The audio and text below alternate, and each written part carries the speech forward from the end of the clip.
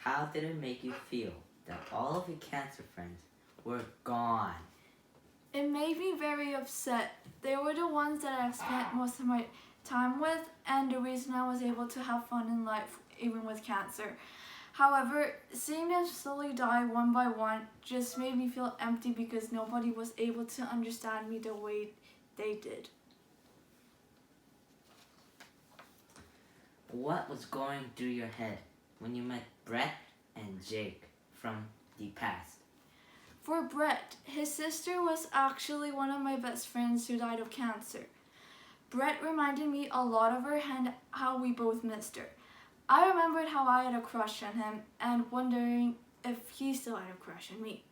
For Jake, I remember how I had a crush on him during 5th grade before he left. But since he moved back, I didn't even know where to start.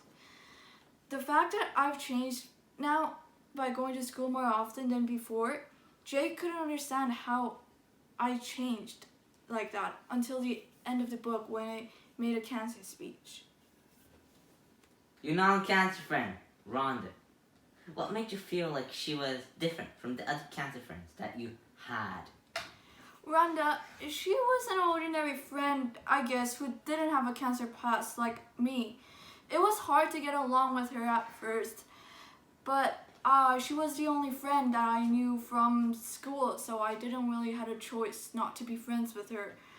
She doesn't understand the pain that I have to go through because my cancer is still not over yet, and how people see me as a cancer girl, especially since the time a girl exposed me at my new school. How did it make you feel coming back to school after having cancer for so long and still having it? I did go to school in the past. It's just I wasn't able to go as much as I do now. I was in the hospital most of the time before, and from this year I was going to be in the school most of the time.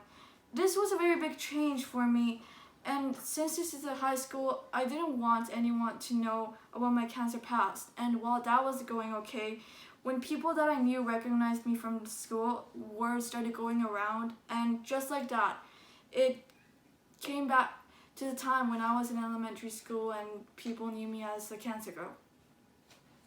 What made you change your mind about making a cancer speech? Well, that was actually part of a cancer fundraiser for cancer treatments in the future so that they don't die like the people did in the past. I eventually got used to that idea when I knew how much effect I would be putting onto the community in the future. I didn't want what happened in the past to happen again in the future because, in my opinion, I think witnessing people dying is the most saddest thing that you can see. Do you think conflict with Jake settled at the end of the book? I definitely hope that it did because we both misunderstood each other when we met again. I was different and he couldn't understand it at first.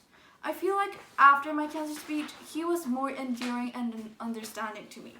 I just wished he was like this long before I did my cancer speech because it was several months ago before I did my cancer speech when we met, and he didn't treat me the way he was supposed to. He was very harsh, hurtful, and threatening to me since that time, especially since the time I had even more cancer.